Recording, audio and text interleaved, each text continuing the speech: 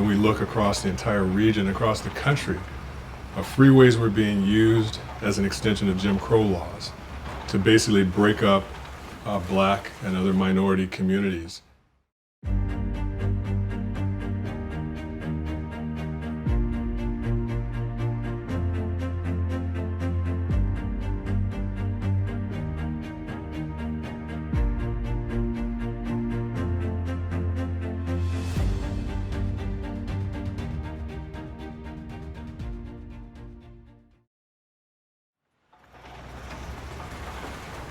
What was really traumatized about it is that when I was in high school, I watched my home destroyed.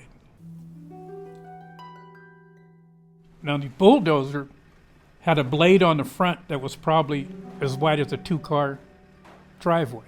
So when a bulldozer's rumbling next to you, you can feel the ground just quake. To this day, when I drive northbound on Peston Avenue, I take a quick look to where my grandparents' house was. I could see my neighbors' homes going. And I remember coming home and telling my mom, I think they're going to hit our house probably tomorrow. And my mom told me, says, Eddie, don't watch it.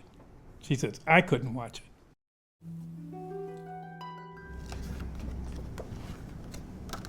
This was our wonderful house that we bought in 1965. I had a baby who was like a week old and a child who was under 2 years old.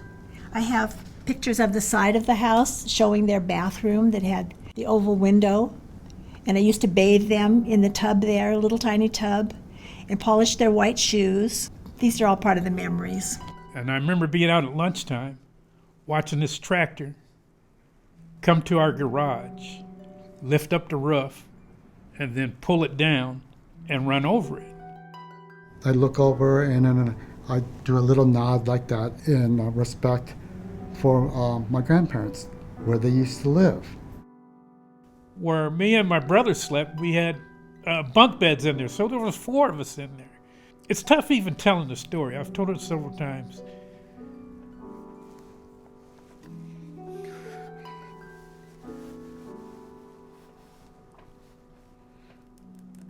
You see here a great big house that they should have been living in for all of their lives till they grew up and went away. But it didn't work out that way. The guy just had a mission to clear the way for the freeway, and he was just taking homes.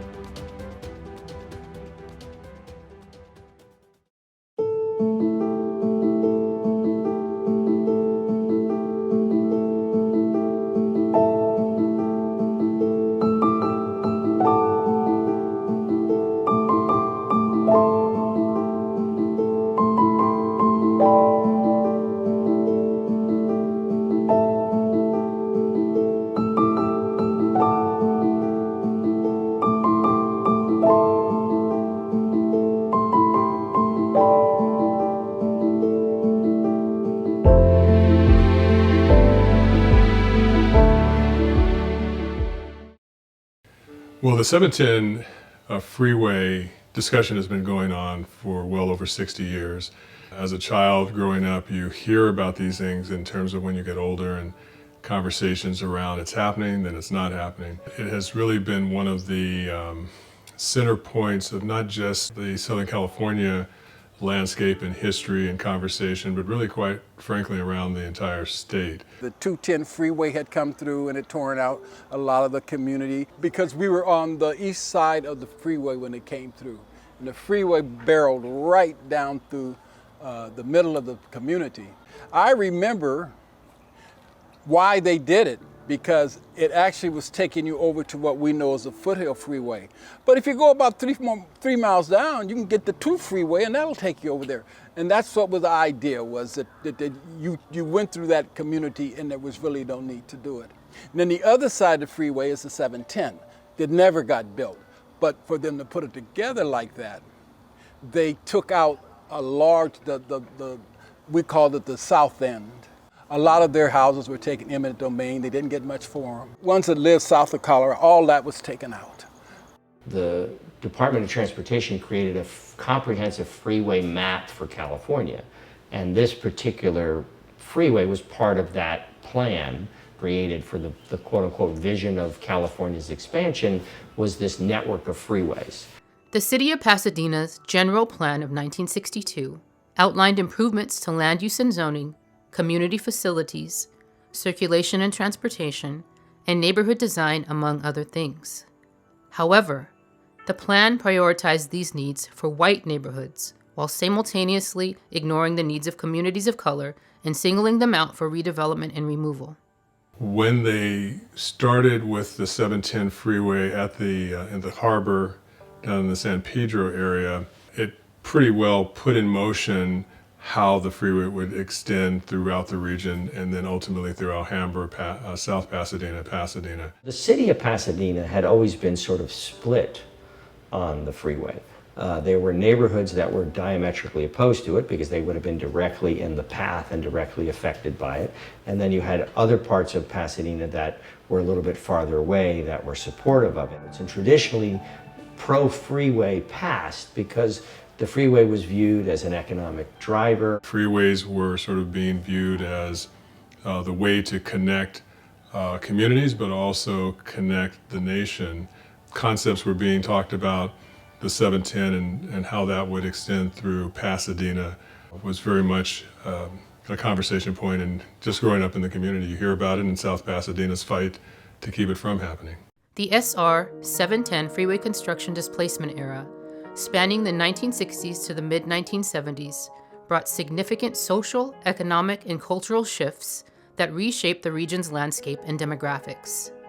This period influenced housing policies, public schools, infrastructure, and the civil rights movement. Local leaders, including civil rights attorney Walter Shatford, Emmett Mickle of the First AME Church, NAACP attorney Sam Sheets, and activist Ruby McKnight Williams, championed efforts in education, housing, desegregation, and equal rights.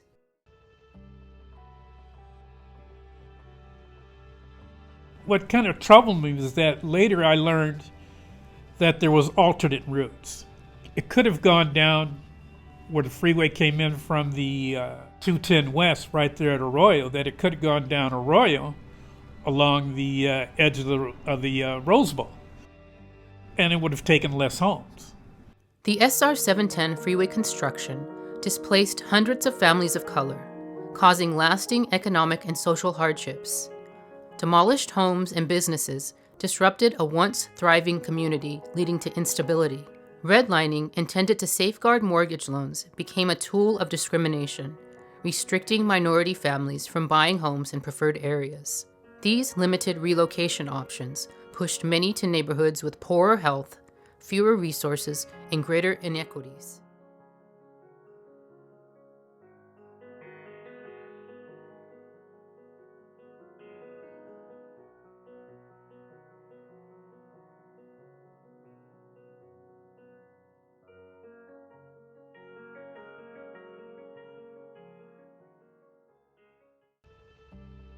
The South Pasadena Freeway Fighters, a group of them, reached out to me and they introduced me to the issue. I believed it was going to negatively impact both the southern cities, El Sereno, Los Angeles, but then also the northern cities that were going to get this significant environmental impact from the traffic and congestion that the freeway was going to cause.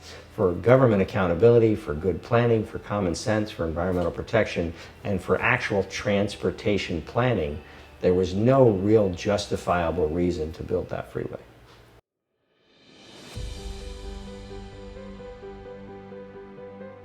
Everyone in Pasadena knows me. I'm Alice Mijares, Resendez.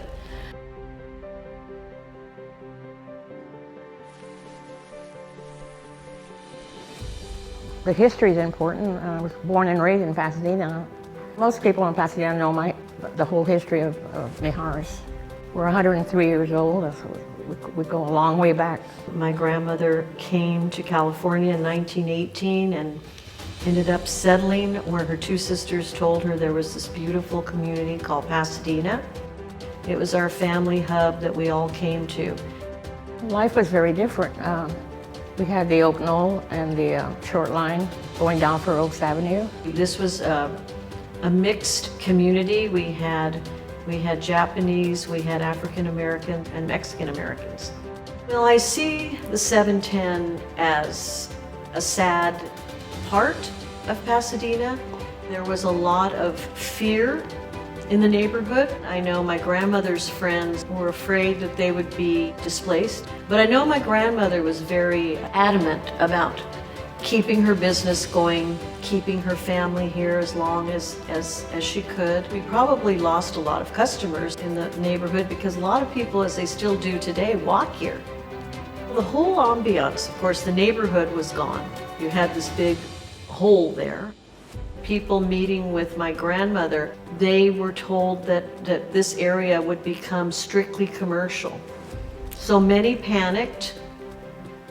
Some sold their homes, as I said before, and then some stayed, and they just saw the neighborhood change, and it just didn't look like Pasadena.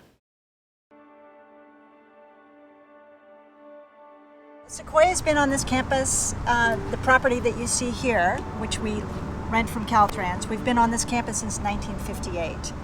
In 1969, Caltrans bought the campus from the neighborhood church. The field that you see here was the site of an enormous church first called the Congregational Church, then called the Neighborhood Church, that was built in 1885. It was huge, and it dominated this corner. And in 1974, California Highway Administration demolished the church in anticipation of the freeway. The freeway project displaced thousands of homes, and those homes were in the ditch that is on the other side of the campus. And then the hundreds of homes in this direction that are, some of them architecturally significant, many of them vacant, all still tenants of Caltrans. To take homes in Northwest, but now you don't want to continue the 710 project because the homes in South Pasadena and Alhambra have more value than the homes that were in Northwest. The homeowners in that area basically protested that, and they said, that's not right for you to take our homes. We didn't get that chance. Black people and Japanese people did not get that chance. Those people are still sitting in their homes and they have generational wealth, and we don't. My grandparents were born in Japan. They had come to the States even before 1906, and at some point they ended up down in the Pasadena, Los Angeles area. They didn't speak English, they didn't understand English, and so therefore they would probably be less apt to do anything about certain situations and would have to rely on other generations to speak up or do things for them. The house was located on, I think it's 170 South Pasadena Avenue. It was an old craftsman-style house. My grandfather and later on my step-grandfather landscaped the house. They designed it, spent hours and hours building a wonderful gardens. There was a house just to the north of the grandparents' house, and when that was torn down, then you knew that this is for real.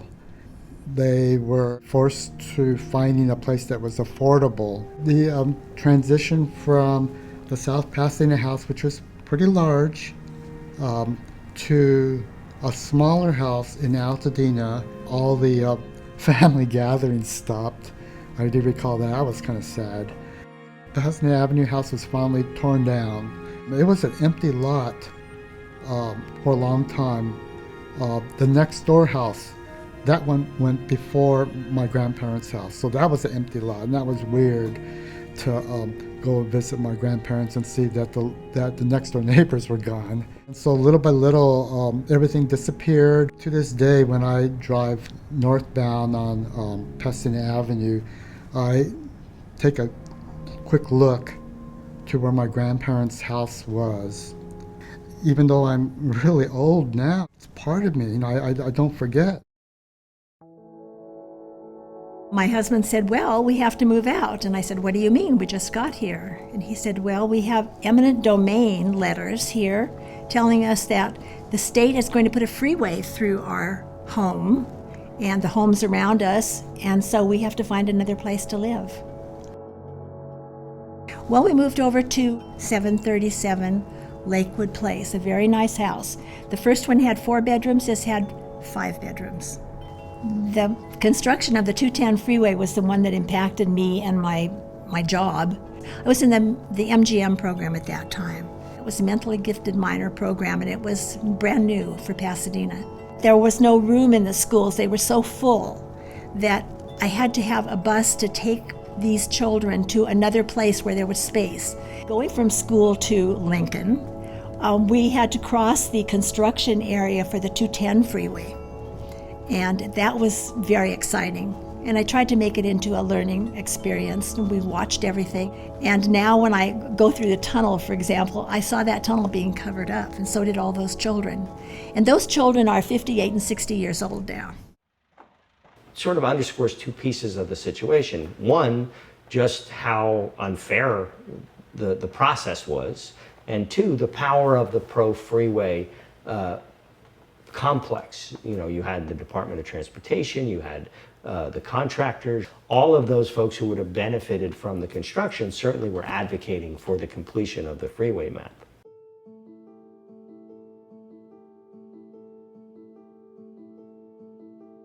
My mother and my grandparents, Brockwood and Lula Grant, resided at 300 Vernon, and they were displaced because of the 710 freeway. My grandfather was aware that they were going to displace the homes because when the city decides to do that, there's a 5-year plan. My grandfather and his brother, we went to the city to look at the 5-year plan, and they sought a place where they could develop and buy new houses or build new houses. My grandfather built a house at 1800 Kenneth Way. That house was displaced for the 210 freeway. I feel like if my grandparents weren't displaced, we would still own Vernon Avenue. That house was knocked down. A lot of my white friends, their families have lived in their homes for generations. They keep it in the family. We lost that. First AME Pasadena, where I have been a member for almost all my life, First AME was displaced twice. The impact that this had in the move to our community, it was devastating. It decimated our church, our families, our friends, and our close reunion with the family-owned businesses. We were robbed, dehumanized, and we were finally totally just pushed out.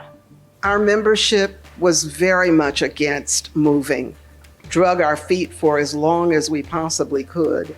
We may have paid a price for that, having been moved by eminent domain. I understand we probably had to pay back the city for the time that we remained in our church. It was a very tough time for the church, and we did lose a lot of members. Also, it was a painful time for the neighborhood. We had friends who lived there, and they were displaced. They had to find new homes. The biggest thing was we were losing our church, made it difficult because there were people who were very upset, even understanding that there was no alternative for us. We were going to have to move, and that was all there was to it. It created a lot of dissension among our church family. It did not enhance the spiritual life of the church, let's put it that way. I didn't leave First AME, but I know that we did visit many other churches at the time. We did that just so that we could stay in touch with God and have a place to worship, because we didn't feel comfortable with some of the things that were happening and going on in our own congregation. We knew that from there, we were going to lose a great valuable possession, which was our church. Every time a freeway went through a town, you would know they would split the black community up every time. Look at all over the United States and you'll see that. don't decimate another black community. Find another way to go wherever you need to go, but don't decimate another black or Latino or Asian community in order to do it. We didn't have any money, but we had the love of the church.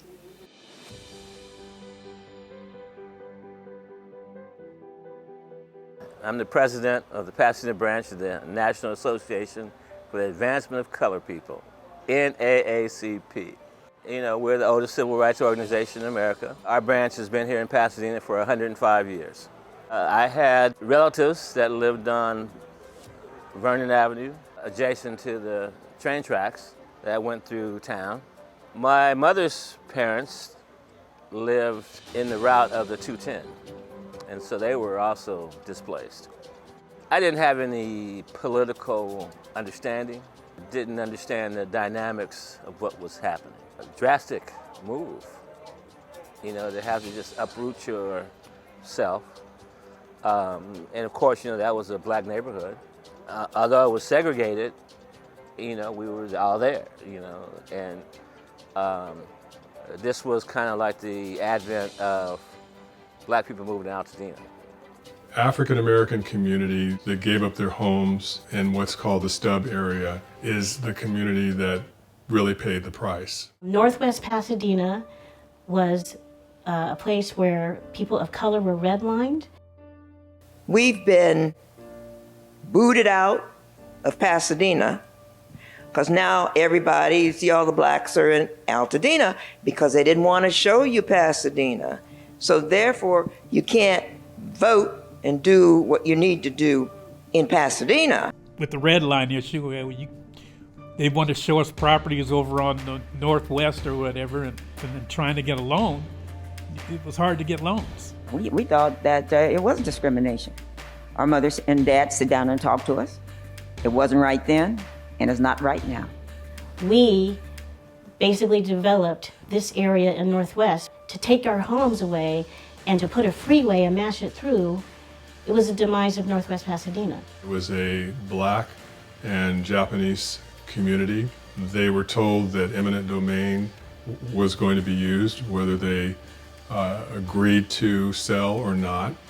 In this particular case, you know, Caltrans went out and bought up all these properties. It's not a stretch to say that Caltrans was purposely economically depressing the 710 corridor and the homes within it to try to drive more of the tenants out. To have a place that you call home and for your city to dictate where you're going to live and we're going to take your home. But over a 50-year period, they clearly were not treating the tenants to a standard that we should treat our neighbors, and they were not treating the properties at a standard to keep them to a level where we would want them to be habited. By plan to try to drive people out of the 710 corridor to make it easier to build the surface freeway. Ironically, when the 210 freeway came through, it was then intersecting and breaking up those communities as well. So not only did it displace an entire African American and Japanese American community where really the last marker that there was an African American community in that part of Pasadena is Friendship Baptist Church. Whereas previously you had other churches that would be part of the community, and you had other businesses that would have been, if they had been allowed to stay, would have been part of the old Pasadena. And just imagine how much wealth they would be experiencing as families, benefiting by how the property values have increased in that part of the city. Really proud of the people that brought us here from Partsburg, West Virginia. They suffered a lot of setbacks. One of the major setbacks was during the 710 replacement of whole neighborhoods. My grandfather, my uncle, my great uncle, all lived on Vernon Street. We had a little family hub there. After the 710 came, I can remember my grandfather. He had to go back and he sat there in his car and cried like a baby when they tore his house down. Our lineage here in Pasadena goes back to the late 1800s. 1894 is probably the first time a grant came here But there were three that were the core that were here, and quite frankly, they knew exactly what Pasadena was like. This was the most segregated city in probably all of Southern California. Definitely the most segregated city in the San Gabriel Valley. But what they did is they established their family. And with those families, what they did everything together. They planned businesses, they planned adventures. If they're going to take a drive, they got the Green Book and made sure they didn't drive to the wrong places. Whether it's the 10 freeway disrupting the Adams district or the 710 freeway disrupting the African American community in Pasadena, it was a tool, not just for the purposes of creating additional thoroughfares, but it was a tool to kind of create separation where you end up having a city divided, a rich part of the town and then a poor part of the town. But this has been going on for many, many years. I mean, slavery, post-slavery, Rosewood, Tulsa. It's an insidious way to take wealth and legacy away from black people. You can look at the generational impact that freeways have had just in this city on communities of color. Wealth in families is generational if you can provide home ownership to the generation that's going to come after you. And when you take that away, then you're losing financially and you're losing economically and politically. When you see the value that was forfeited because of public policies that had multiple intentions, then you can see that something has to be done today to repair and restore those communities of interest who would be able to take advantage of that and be able to continue to participate in an economic revitalization that so many other families have been able to do. About that 710 and 210 project, let's not forget, the legislation that came down in the 1950s was about the 710 and the 210 project.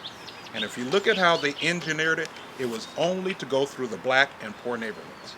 When they got over here to the top of the Arroyo Seco, they hung a hard right to make sure that this new development was coming just in the black neighborhoods. Because if you look at the natural direction of where the 210 should have continued, it should have gone right through the middle of Pasadena, white Pasadena. The Pasadena that black folk before 1955 couldn't even walk over into.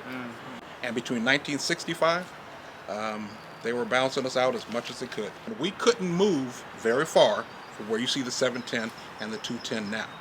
And we purchased land and we did whatever we could to be industrious.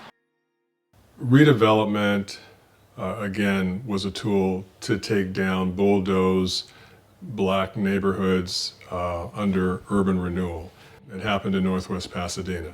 Single-family neighborhoods were taken out, businesses were taken out, residential projects, the projects were brought in.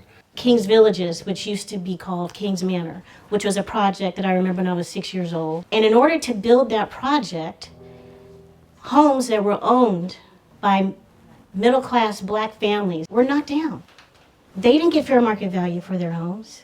At that time, when the house was taken and they were paying out through eminent domain, average home then was probably between $23,000 and $27,000. At that time, California had a capital gains tax in 1970 that was 30%. So 30% of that money was taken by taxes. Federal government had a capital gains tax of 10%. So there's another 10% gone. So you end up with maybe $15,000. Along with what we're talking about in terms of how freeways were used, we're really taking advantage of poor communities. This project checked all the bad boxes: a transportation nightmare, social justice nightmare, financial nightmare, and environmental nightmare, but yet had this entire industrial complex behind it, pushing it. And so I think what we've learned from that, though, is when we fight, we win. When we vote, we win.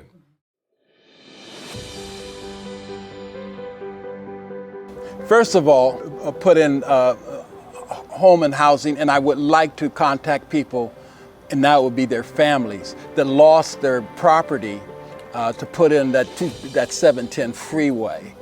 I don't think they would put in a lot of housing because that area now, as you know, is is more opulent than at the time that was.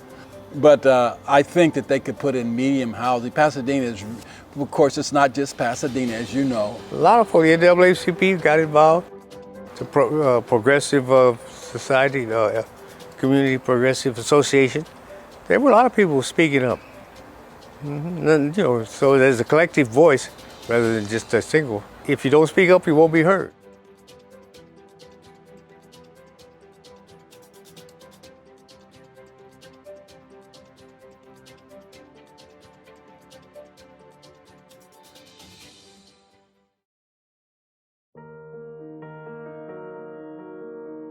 How do you put a dollar amount on years lost of generational wealth?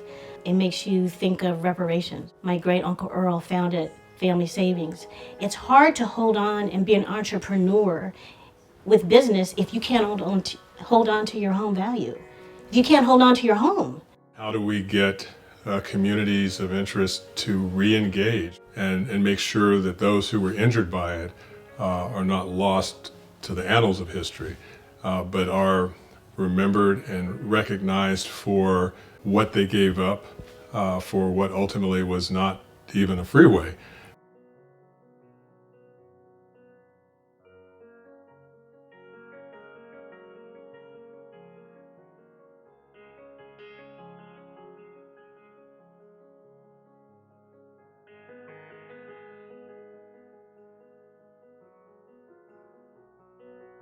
There's been a study saying that where freeways are raised, the property value is lessened. And then you see where the freeway comes into La Cañada, and when it comes through La Cañada, the freeway is lowered. And so the property around La Cañada seems to have more value. As it came into Pasadena, in our area where we live, for the 710 transition, the freeway's raised again. But yet when it goes down and was headed toward South Pass, they lowered it. I don't know, because it was black and brown and Asian that lived there. Was that the determining factor for it? So much time goes by, so many of the elders and the community and families are no longer with us. Those who carry the memories, who carry the history, kind of piecing it together now and then turning that around and using that as a way to energize and will encourage that next generation of that family to step up and at least be a part of the conversation in terms of what the city of Pasadena and other interested agencies can do to say, what does healing the past look like? I wish my grandparents could be here to speak for themselves. If they were able to hold on to their homes, maybe their businesses would have flourished for other generations. And I just feel like the city should recognize that, and we should be compensated. This 710 business, you've got all this land, and we have to decide what to do about this land. The leftover stub is very, very critical, because if you look at a city like Pasadena that's, more than a century old, it's very rare that you have such a piece of undeveloped land. This is where, working closely with Mayor Tornick, the city attorneys said to him, hey, we need authorizing legislation in order to get ownership of the stub. And so I authored the bill to give Pasadena the ability to reclaim the stub. And now you see that there's an entire planning process underway to reimagine what that stub is going to be. Well, I'd like to see it look like it did before when I was a little girl, but that's not going to happen. I would like to see the hole filled up. I would like to see recreation areas. I was inspired by what happened in Little Tokyo and Los Angeles, where they have bronze sections that are embedded in the sidewalk, where every single house, business, institution that was destroyed and displaced be marked off on the sidewalk. Want to see that property returned to, people that were there. We have to be sure that we're there and our voice is heard. You got to get community groups like the NAACP better get themselves over into the 710 and be a part of it, because if you don't, we'll lose. We've got a chance to really do something. We have to start looking to what's the common benefit. What are we really talking about when we start putting infrastructure projects together? Who are we really still trying to make sure that aren't lost? But also to be able to say that from that we learned, we grew, and we prospered because we included everyone in a conversation to move forward in a very productive way. When we talk about inclusion and diversity, that we can see the fullness of what that represents. And not just racial, but cultural, because everyone has something valuable to bring to the table. And Pasadena's always been about that, and I'm excited about what that represents for the future. In the Midwest, you have tornadoes. And you'll see it on the news, and you'll see an aerial view, and you'll see where the tornado went, and you'll see the path. It'll curve, and it'll miss a home. One home will be completely intact, and another home completely taken off its foundation. And I think about the 710, that was similar to a tornado, but yet it was determined. And it left that same path and just took everything there. Something has to be done. I mean, it's like we had a tornado in Pasadena over 50 years ago, and we haven't done anything.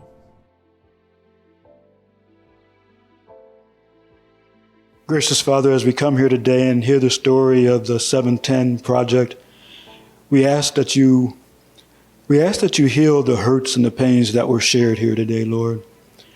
Lord, we ask that you continue to allow us to remember what happened so we don't forget and history doesn't repeat itself, but we ask that you make right what was made wrong years ago, Lord. And Lord, we ask that not only here in Pasadena is there healing, but across the country where there's been hurt because of racism, because of redlining, because of eminent domain, that you provide healing there too, Lord. And this we pray in your Son Jesus' name. Amen.